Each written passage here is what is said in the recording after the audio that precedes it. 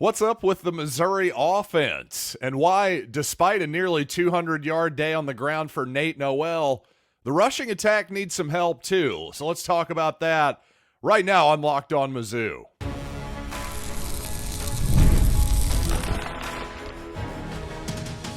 You are Locked On Mizzou, your daily podcast on the Missouri Tigers. Part of the Locked On Podcast Network, your team every day.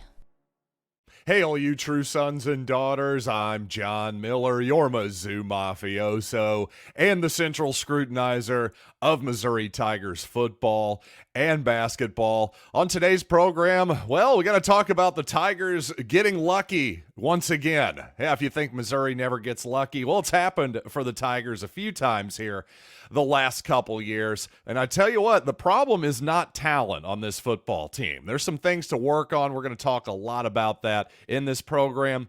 But to me, it's not talent. I'm just going to tell you that right up front. But before I start the show, I do remind you that if you're listening to this on Sunday, today is the last day that all FanDuel customers can bet $5 and get a 3-week free trial of NFL Sunday Ticket from YouTube and YouTube TV. Just go to FanDuel.com to get started and learn more details on that fabulous offer. But obviously the Missouri defense was not perfect yesterday. In fact, after the first quarter, I kind of thought Vanderbilt had the Tigers on their heels a little bit. They were dictating the flow of the football game.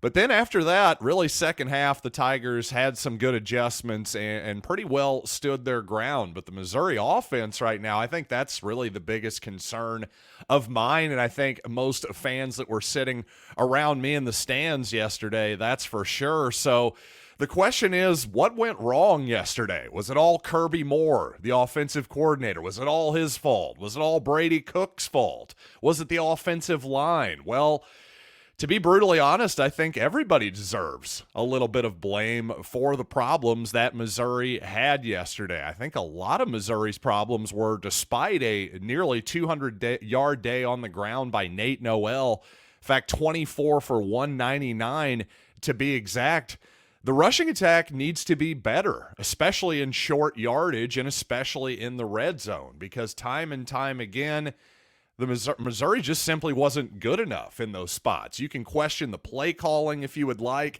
I'll tell you that those design quarterback runs were rough on Saturday, without a doubt, but everything was kind of rough in short yardage. Missouri hands the ball off late in the game with a 3rd and 1 that basically would have put it away in regulation. The Tigers don't get it. And then on 4th and 1, they decide the punt, which a lot of fans were booing, but I was going, hey, boo us for not picking it up on 3rd and 1. That's what you should be booing at the moment. If you're a team that has aspirations of making the college football playoff, quite frankly, that's a first down you've got to make. And at the moment, at least, Missouri is not good enough right now.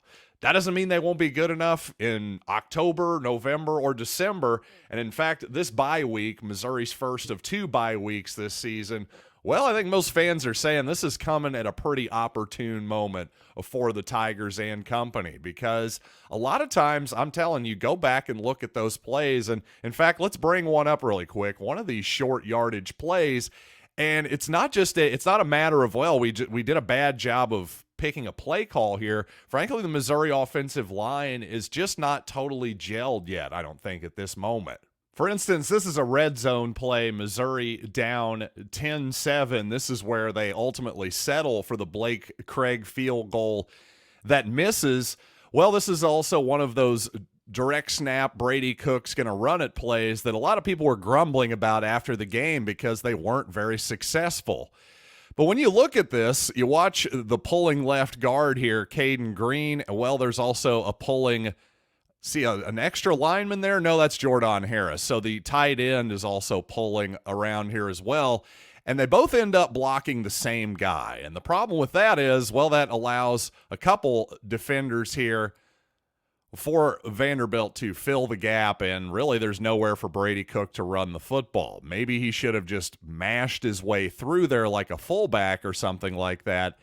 I don't know. But to me, there's a lot of instances in these short yardage plays where Missouri is pulling linemen, pulling tight ends, and the closer you get into the red zone, the closer you get on a short yardage type play, well, there's naturally going to be more defenders near the line of scrimmage, gumming up the works, that type of deal. I just think maybe Missouri needs to be a little bit more simplistic in its blocking schemes around the red zone and in short yardage, because as great as Nate Noel in the Missouri running game was between the 20s in this game, there was way too much of this in short yardage. Linemen just not quite getting the blocks that they needed to make, tripping over other linemen on occasion. I just think maybe we're making it a little bit too complicated in the higher leverage type situations where there are going to be more defenders committed to the line of scrimmage. That's just a thought there for me.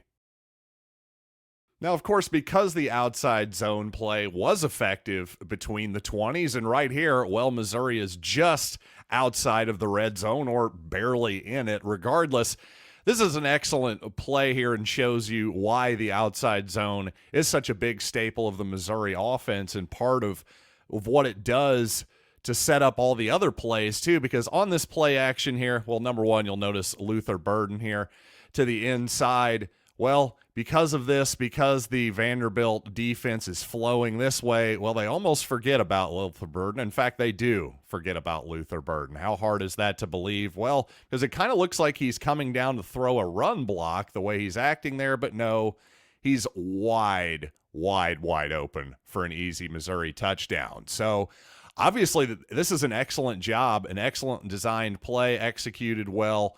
Incredibly easy throw for Brady Cook. I'll give Kirby Moore a ton of credit here because he basically schemes your best play open here for an early touchdown, Missouri's first score of the game. But the bottom line is, though, when it comes to Kirby Moore, I don't think I saw enough of this on Saturday. And I think I was watching SEC Nation for a little bit. Jordan Rogers was saying Kirby Moore does a great job of just scheming his guys open and getting them easy pitch and catches for Brady Cook. In general, I absolutely agree that that's the case. But in this ball game, I didn't see enough of this. It was too hard for Brady more often than not. He was having to make good plays to buy time and all that good stuff. Just make actual throws, throw guys open instead of scheming them open, which obviously that's the offensive coordinator's job. To me, it just felt like Missouri was running its stuff and not really making a ton of adjustments against Vanderbilt, who, give them a lot of credit. Defensively, they had a good game plan and executed it. And like I said, sometimes you just have to give the other team credit. And early in this ball game here, notice Luther Burden once again in the farthest inside slot position, I should say. As we roll it forward here, Burden just kind of lulls his man to sleep. Looks like he's just going to run maybe a skinny post or something like that. But no, I'm actually just going to run right down the middle of the field. Brady Cook sees this, and the defensive back for Vanderbilt really makes a heck of a play here. He's looking in the backfield. This is not totally his responsibility here where this ball is thrown, but comes all the way off of his zone, gets into the middle of the field here, and makes a heck of a play on the ball, because this is a good decision, in my opinion, and a well-thrown football. Look where that ball is. That's right on his hands. If he doesn't hear his footsteps and, obviously make contact with the ball there, that's probably a touchdown for Burden. And suddenly the feeling in Faurot Field, the narrative after the game about passing attacks and deep balls and all that stuff, well, it's a lot different, isn't it? So that's a good-looking ball here and a good pass, but a heck of a play by the Commodore defender and the defensive back, in my humble opinion. And overall, I'd say it was definitely a mixed bag for Brady Cook on Saturday. He had some good moments, but he had some poor moments as well. And I thought in general, he seemed just a little bit hesitant. Like he wasn't totally trusting what he was seeing, maybe just a little bit hesitant at different moments. Well, I want to show some examples of the good side and the bad side of Brady from this Vanderbilt football game. But first, passion, drive, and patience, the formula for winning championships. is also what keeps your ride or die alive. eBay Motors has everything you need to maintain your vehicle and level it up to peak performance. Superchargers, roof racks, exhaust kits, LED headlights, and more. Whether you're into speed, power, or style, eBay Motors has you covered. With more than 122 million parts for your number one ride or die, you'll always find exactly what you're looking for. And with eBay Guaranteed Fit, your part is guaranteed to fit your ride every time or your money back. With all the parts you need at the prices you want, it's easy to make your car the MVP and bring home huge victories. Keep your ride or die alive at ebaymotors.com. Eligible items only, exclusions apply. eBay Guaranteed Fit only available to U.S. customers. So again, I want to show some good moments from Brady Cook here, and I'm going to be critical as well. So to me, other than maybe the throw in overtime, I'll bring up that one here in a little bit, the actual touchdown to Luther Burden. This was probably my favorite throw of the ball game here by Cook. Just a good pocket by the Missouri offense, by the way. This looks like a fake screen over here to the left. Cook pump fakes over toward Luther Burden. Looks like he's kind of got Brett Norfleet down the sidelines if he wants to take it. I think that's kind of where the play is drawn up there, and quite honestly, he's got Norfleet if he wants to take it. But you know what? Instead, he uses that good pocket, steps up into said pocket, and really makes a good anticipatory throw here in front of the linebacker to Theo Wease. What I really like about this is that not only does he step up in the pocket where there is some safety there, but keeps his eyes down the field and makes just an excellent read there and as good of an anticipatory throw as I've seen Cook make all season there. So that was a very nice moment there from Cook, I thought.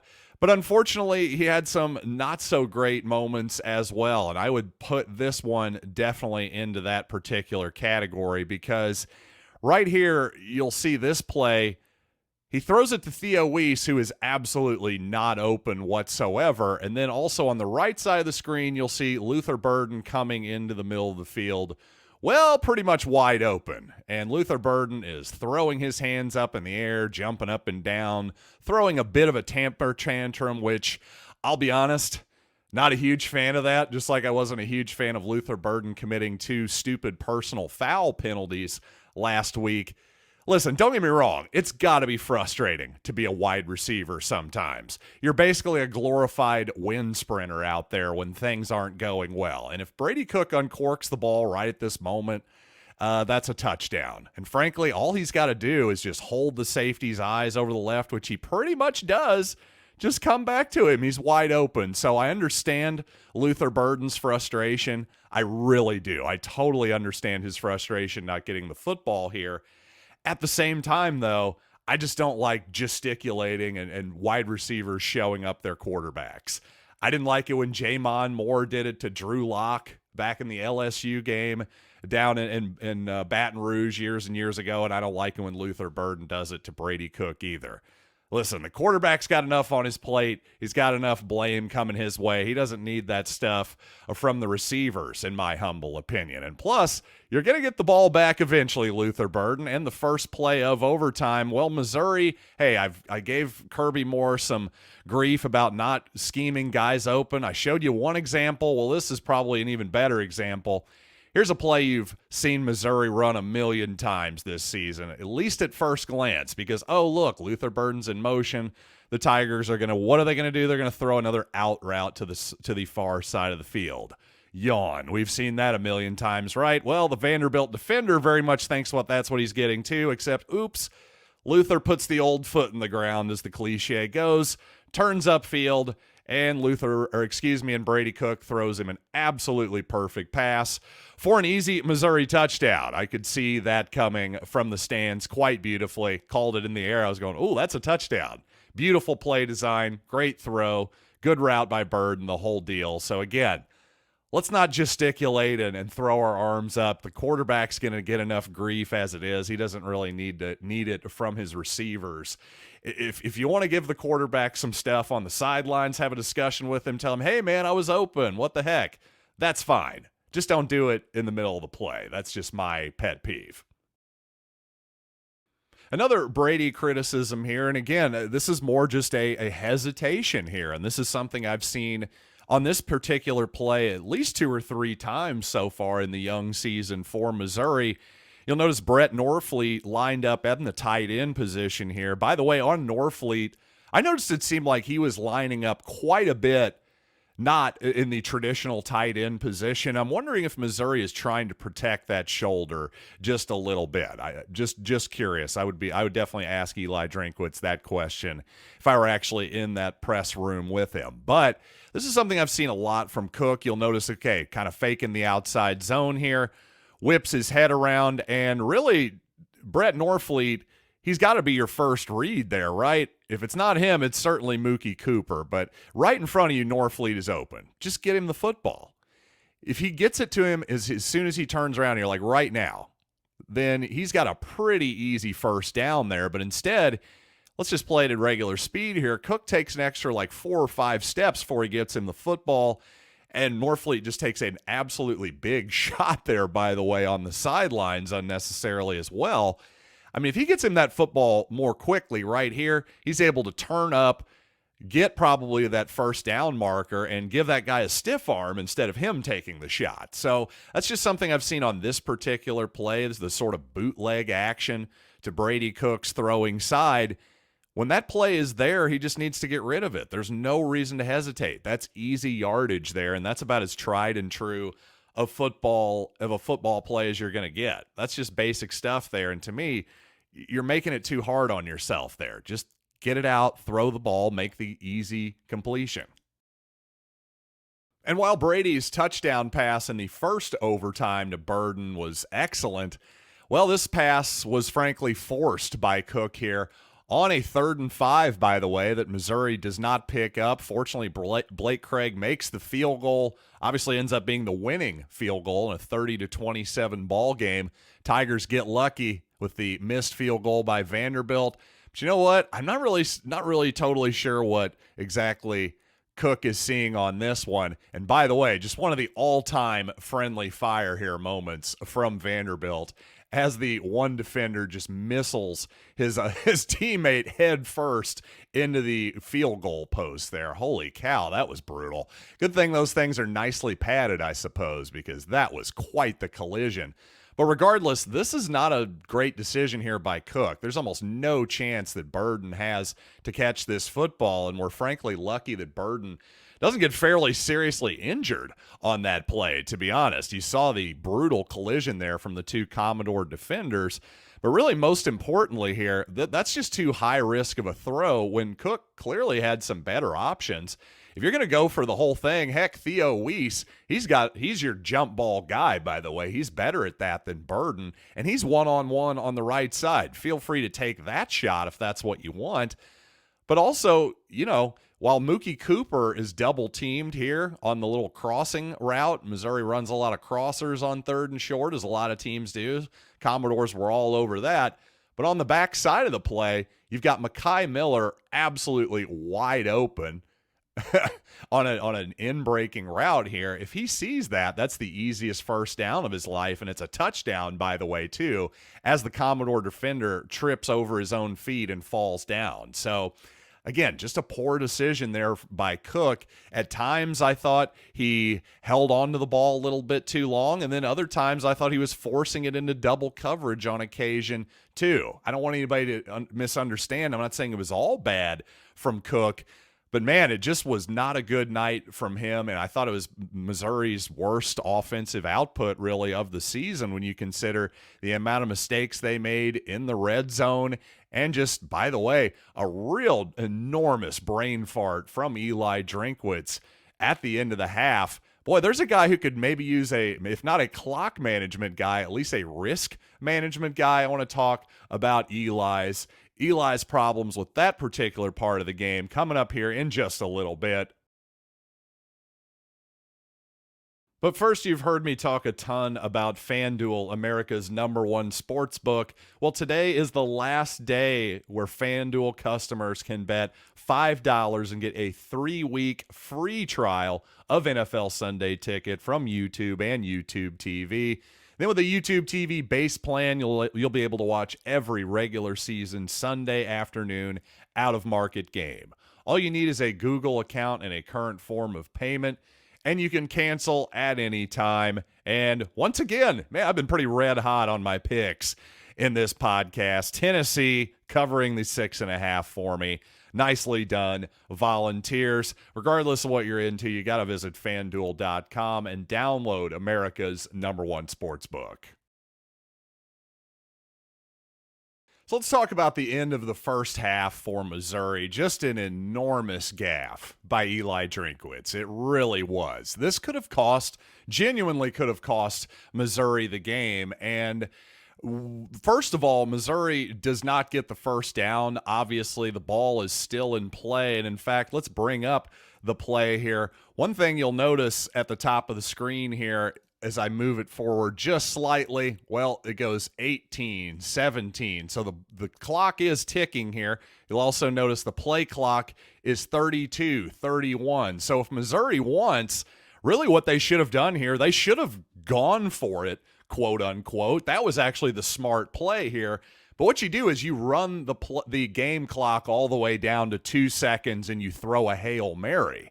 That's what you do, because there's absolutely no reason to just run a play and snap the ball with 15 seconds or thereabouts as Missouri does here. Because if you look at the type of play that Missouri even runs here, well, what pass patterns are they even running here? There's one guy, they run a slot fade here. You could have, in theory, thrown that up to Josh Manning. But for the most part, you're looking at a hitch route, a little in-breaking route over the middle here. Clearly, Missouri trying to set itself up for a field goal here. But the problem is, okay, if you set yourself up for a long field goal here, that's wonderful. Great.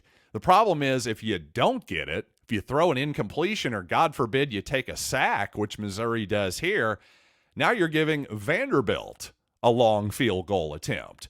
So that's just horrible risk management. You took yourself in a situation where, worst case scenario, it should be 10-10 going into the locker room. And somehow you've done worse than the worst case scenario because, all right, Vanderbilt appears to have 2 timeouts there based on the graphic I'm seeing at the top of the screen there. So by all means, get on the ball and pretend like you're going to go for it, and then let the clock run down all the way and throw yourself up a Hail Mary, something like that. Fine. Or maybe let Blake Craig attempt a 70-yard field goal. Something like that. Anything would have been better than what Missouri did, which is what was snapping the ball with 15 seconds left. And then, of course, Vanderbilt gets home with a stunt here. Notice the defensive end goes inside. Caden Green and Marcus Bryant don't get it communicated, the 2 new guys on the left side of the Missouri offensive line. And Brady Cook has no chance here. We can't blame Brady Cook for anything that happened here. 100% of the blame goes on Eli Drinkwitz here. And instead of, at worst, going into the locker room with a tie ball game, Missouri went in trailing. And in a ball game where obviously goes to overtime, I mean, what a huge, enormous moment that was. In theory, Missouri wouldn't have had to go to overtime if it wasn't for this, if it were not for this moment. So I just don't know what in the world Eli Drinkwitz was thinking here. I really don't, especially in a game where there were multiple times on 4th and 2, especially at one point inside the Vanderbilt 5 or 10 yard line where Missouri certainly could have bypassed a field goal and gotten aggressive and gone for it. So to me, Eli Drinkwitz, he's got to rethink risk management here a little bit. I don't know if he's got to start playing Hold'em poker in his off season or something like that. A little online poker never hurt anybody, just for, not for real money, Eli. Let's not go crazy here, but just something, because this should have never, ever happened. Don't get me wrong. Hey, get on the ball. Again, throw a Hail Mary, run some kind of play here, but that's got to be the last play of the half regardless here. That was just a huge, huge, huge mistake by Eli Drinkwitz in Missouri. I haven't seen the post-game comments yet. I hope he took the L and maybe apologized to all of Missouri fans for that and the team, because that was every bit as embarrassing as what Luther Burden III did last week. Did Luther get to yell at Eli, by the way? I'm just kidding. But seriously, though, What a bizarre error, and hopefully that's a learning moment. It's just disappointing that in year 5, we're not still doing a little bit better on managing the game situations than this. As I talked about with Miami and Mario Cristobal, well, they hired a time management coach. Maybe we need some kind of Madden geek, some kind of video game dork who knows every single situation like this, because right now, it doesn't seem like Missouri has that guy on the staff. So the bottom line is, while there was plenty of nits to pick in this ball game, I know nobody wants to hear this, but a win is a win, and this is September football. It's almost like preseason in college football sometimes, just like I showed on that last play there where the Missouri offensive line was confused by a stunt and allows Cook to just get murdered on that 4th down play. Also a bizarre decision in general, but my point here is that I think there's still just tons of time for Missouri to get better. And if indeed, listen, Missouri had some strange moments last season, last September, against Middle Tennessee, against Memphis, some scary moments there as well. But at the end of the season, if Missouri gets to the college football playoff, this is the type of game we'll look back and laugh at or scratch our head, that type of deal. So the thing is, like my dad said last night as we were leaving the stadium, he was going, man, when it was in overtime, I was fully ready to get semi-depressed after that game. And all I said was, semi-depressed? I was fully ready to go full-blown just clinical depression had we lost that game. So I know that we don't feel as good as we wanted to. We wanted to blow them out, passing game clicking, all that good stuff. But man, a win is so much better than what would have been the most devastating loss in Missouri history in 10 years. I don't know. That's a tough one. I'd have to think about that for a while. But regardless, it's a heck of a lot better to be learning after a win than a loss. Eli Drinkwitz needs to learn something. His offensive line needs to learn something. Our red zone needs to learn something. We got stuff to work on, but you know what? It's better to be 4-0 than the other way, that's for sure. So that's all I got to say for you, although I got plenty more to say about this game coming at you next time. I'll be with you on Monday right here on Locked On Mizzou.